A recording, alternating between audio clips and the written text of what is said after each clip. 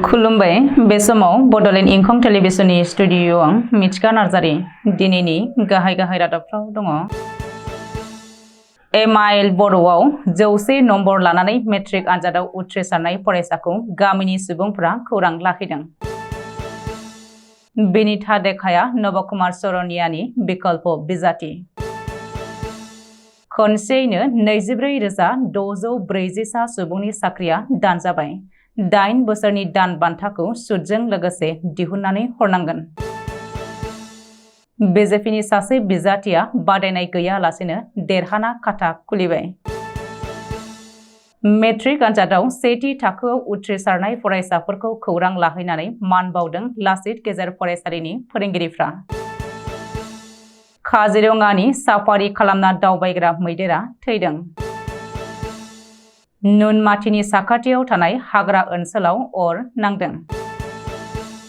दानिया फैदोनि आबुं रादाबाव।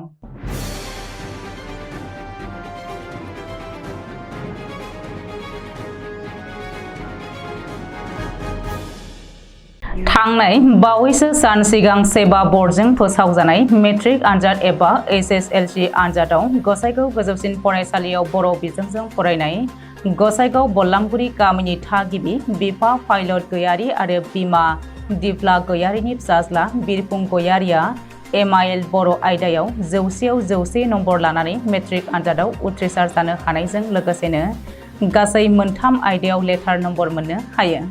एमआइएल बर' आयदायाव 100, जेनेरेल साइन्स आयदायाव 82 आरो ससियेल साइन्स आयदायाव 82 नम्बर मोननानै गासै 469 नम्बर लानानै सेथि मासियाव उथ्रिसार जानो हादों। मख'नो गोनांदि गोरिब नखरनि खामला हाजिरा मावनानै नखर खुंग्रा नखराव बेबायदि सासे फरायसाया गोबां दुखु खस्थ'जोंबोदि मोजाङै नम्बर लानानै उथ्रिसार जानो हादों। बेनि थाखाय गासै बल्लामगुरि गामिनि रायजो राजाफ्रा जोबोरै रंजाखांनाय मोन्दों आरो बिरफुंनि नखराव थांनानै खौरां लाहैनायजों लोगोसे मान बावहैदों आरो इयुनावबो बेबायदिनो मोजांनिफ्राय मोजांसिन खालामलांनो हाबावो बेनि थाखाय थुलुंगाखां होयो गसाइगाव जिल्ला गुदि बर' थुनलाइ आफादनि आफादगिरिजों लोगोसे बल्लामगुरि गामिनि गामिगोरा आरो गामिनि सुबुंफ्रा। लोगोसे बिमा बिफानि थुलुंगा आरो फोरोंगिरिनि थुलुंगा होनायाव दिनै जिउनि आगानसे लामाखौ दावगानो हाबाय होननानै फोरमायदों आरो जिउआव इन्जिनियार जानायनि मिजिं दं होननानैबो फोरमायबावदों गोरिब नखरनि फरायसा बिरफुं गयारिया। क'क्राझारनि एमपि नबकुमार सरनियानि नमिनेसनखौ नेवसिगारनायनि उनाव बिनिथा देखानि मुंखौ नबकुमार सरनियानि बिकल्प बिजाथि एबा अल्टारनेटिभ केन्डिडेट महरै फोसावदों। बेजों लोगोसे आसाम सरकारा गावखौ जाबायदि थगायदों आरो सोलो बाहायदों बेनि फिननाय महरै क'क्राझाराव टर्च लाइट जोंगोन होननानैबो नबकुमार सरनियाया समबारखालि बिनिथा देखाखौ लोगोआव लानानै क'क्राझाराव खौरांगिरि मेल खुंनानै हुमखि होदों। मख'नो गोनांदि नबकुमार सरनियाया नमिनेसन केन्सेल खालामजानायनि उनाव दिनै क'क्राझारनि राजखान्थि फोथारा गुलुं गुजुं जादों।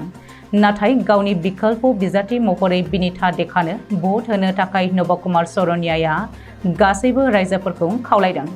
बबेखानि बे खेबाव गणसुरक्षा पार्टी सुंद'यै जिएसपिआ ओनसोलाव अराय गोजोन सोरजिनाय गासैबो हारि हारिसानो समान मोनथाय होनाय कच राजबंशी आरो आदिबासि हारिनो एसटि होनाय बायदि बायदि थांखिफोरखौ लानानै बिसायख'थियाव ओंखारगोन होननानैबो नबकुमार सरनियाया खौरांगिरि मेलाव बुंदों। सासे सानै नङा खनसेयैनो 24,640 सुबुंनि साख्रिया दानजाबाय। 24,640 सुबुंनि साख्रिखौ दाननो कलकाता गोजौ बिजिरसालिया बिथोन होदों। 2016 मायथाइनि फोरोंगिरि थिसनथाइनि सायाव बिजिरसालिया राय होनानै सा 24,640 बिजाथिनि साख्रिखौ दाननो बिथोन होदों। बेल' नङा सोरखारनिफ्राय मोननाय दान बान्थाखौबो 12% सुदजों लोगोसे दिहुननानै हरफिननो थाखायबो कलकाता गोजौ बिजिरसालिया बिथोन होदों। बे रोखादि जब फर स्किमआव गोग्लैनाय 2016 मायथाइनि फोरोंगिरि थिसनथायाव साख्रि मोननाय 24,640 बिजाथिफ्रा साख्रि दानजानायजों लोगोसे थांनाय 8 बोसोरनि दान बान्थाखौ 12% सुदजों लोगोसे 4 सप्तानि गेजेरावनो दिहुननानै हरफिननो नांगोन। नसुं रायजो सोनाब बंग'आव जादों बे जाथाया। मिथिनो हानाय बायदिब्ला गोजौ बिजिरसालिया 2016 मायथाइयाव थिसनथाइ होनाय फोसावथायखौनो केन्सेल खालामनो बिथोन होदों। बेजों लोगोसे लकसभा बिसायख'थिनि उनाव गोदानै थिसनथायनि हाबाफारिखौ जागायफिननो थाखायबो रायजो सरकारखौ बिथोन होदों। बबेखानि सरजाबफानाय लांदां मासि सोरजिनो थाखाय सिबिआइआ सन्देह गोनां सुबुंफोरखौ जिम्मायाव लानानै जेरा खालामनो हागौ होननानैबो सुलुङाव फोरमायदों। गिबि खोलोबनि लकसभा बिसायख'थिनि उनावनो जानाय बे जाथाया सोनाब बंगनि राजखान्थिखौ सोमावग्लुंदों। नाथाय गोजौ बिजिरसालिनि बे बिथोनखौ साख्रिनिफ्राय नेवसिजानाय मेरिट बिजाथिफोरा बरायदों आरो गोजोननाय फोरमायदों। 2024 लकसभा बिसायख'थियाव बिजेपिआ खाता खुलिबाय। बिजेपिनि सासे बिजाथिया बादायनाय गैयाजासेनो बिसायख'थियाव देरहानानै खाता खुलिदों। हादरनाङै गासै 545 लकसभा मासिनि गेजेराव मोनसे मासिया बिजेपिनि खातायाव फैखाबाय। बिसायख'थिनि सिगांनो बिजेपिनि सासे बिजाथिया बादायनाय गैयालासे देरहानो हादों। सुलुङाव फोरमायथिनाय बायदिब्ला गुजरातनि सुरत लकसभा बियाबनि बिजेपिनि बिजाथि मुकेश दालाला बादायनाय गैयालासेनो लकसभा बिसायख'थियाव देरहाबाय। सुरतआव बिजेपिनि बिजाथि मुकेश दालालनि हेंथायै बिसायख'थि गेलेनो थाखाय सासेबो बिजाथि गैया। रिपर्ट बायदिब्ला कंग्रेसनि बिजाथिनि नमिनेशनआ केन्सेल जानायनि उनाव जोबथा सानखालि बिएसपिनि बिजाथिजों लोगोसे उदां बिजाथिफोरा गावबा गावनि नमिनेशन होनायखौ बोखांनानै लाफिननायनि उनावनो मुकेश दालालाल' बिसायख'थिनि रोनथिलियाव दङसै। बे थासारियाव मुकेश दालाला बादायनाय गैयालासेनो देरहागोना रोखा जाबाय। नाथाय बिसायख'थियाव देरहानायनि सार्टिफिकेटखौ उनावसो होनाय जागोन। मख'नो गोनांदि बे जाथाया कंग्रेस आरो इन्डि एलायन्सनि थाखाय मोनसे जोबोद गेदेर खहा आरो सोमोनांनाय। बाक्सा जिल्लानि सालबारि महकुमानि बेन्दोंआव थानाय लासित एमइ फरायसालियाव थाखो 8 सिम फरायनानै थांनाय सेथि थाखोआव उथ्रिसारनो हानाय फरायसाफोरनि नखर नखर थांनानै खौरां लाहैनायनि गेजेरजों गांफा गांफा आर'नाइ फालि होनानै मान बावदों लासित एमइ फरायसालिनि फोरोंगिरि हानजाया। लासित एमइ फरायसालिनिफ्राय थाखो 8 सिम फरायनानै थांनाय 3 फरायसुला फरायसुलिया देग्लायनि मेट्रिक आनजादाव सेथि थाखोआव उथ्रिसार जानो हायो। मायंपारा गामिनि लक्ष्मण बसुमतारी आरो असिनि बसुमतारीनि फिसाजो साया बसुमतारीया सालबारि गोजौसिन गेजेर फरायसालिनिफ्राय बर' बिजोंजों फरायनानै 82 जौखोन्दो लानानै बर', इंराजि, सानखान्थि आरो बिगियान बे गांब्रै आयदायाव लेटार लानानै देग्लायनि मेट्रिक आनजादाव सेथि थाखोआव उथ्रिसारनो हायो। मायंपारा गामिनि बिरजु बसुमतारी आरो रथिला बसुमतारीनि फिसाज्ला सानसुमा बसुमतारीया सालबारि गोजौसिन गेजेर फरायसालिनिफ्राय बर' बिजोंजों फरायनानै 70 जौखोन्दो लानानै बिगियान आयदायाव लेटार मोननानै सेथि थाखोआव उथ्रिसारनो हायो।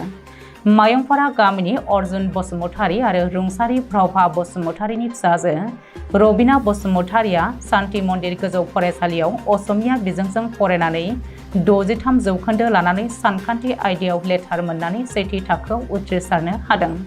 लासित एमइ फरायसालिनि लोगो फोरोंगिरि राजेन्द्र बसुमतारीया साबायखर बावनायजों लोगोसे आर'नाइ फालि होनानै साया बसुमतारी, सानसुमा बसुमतारी आरो रबिना बसुमतारीमोनखौ खावलायदों दि इयुननि समाव बेबायदिनो दावगालांनो आरो नाजाबाय थानो आरो गासै लोगोफोरखौनो साफा साफा गोग्गो फरायसा महरै खालामलांनो नाजा होननानै खावलायो।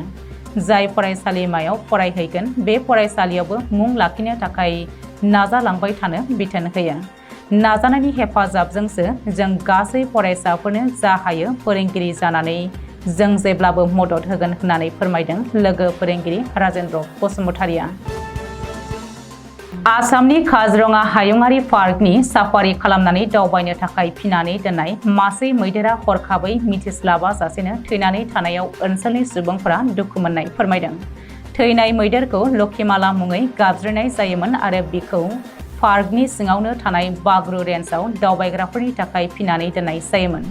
मैदेर फिग्रा बिगोमानि बायदिब्ला बे मैदेरा गोबाव समनिफ्रायनो लोमजानायनि जाहोनाव जेबो आदार जायालासेनो गोग्लैसोनानै दङमोन। दायनिगिरि महरै बिगोमा आरो पार्कनि मावसुमा सानैना मैदेरनि बेबायदि गोब्राब थासारिखौ बयनिबो सिगाङाव दोनखोमानो नाजादोंमोन। बेनि अनगायैबो खाबु लानानै बिसोरो मैदेरनि गोथै सहखौ मोनानि समाव ट्राकआव थिखोनानै पार्कनि बाहेरायाव लानानै थांनो नाजादोंमोन होननानै मिथिनो मोननाय जादों। जायगानि सुबुंफ्रा थैनाय मैदेरनि सहआव बिबारजों लोगोसे गामसा बावहरनानै गोथौयै दुखु मोननाय फोरमायनायखौ नुनो मोनदों।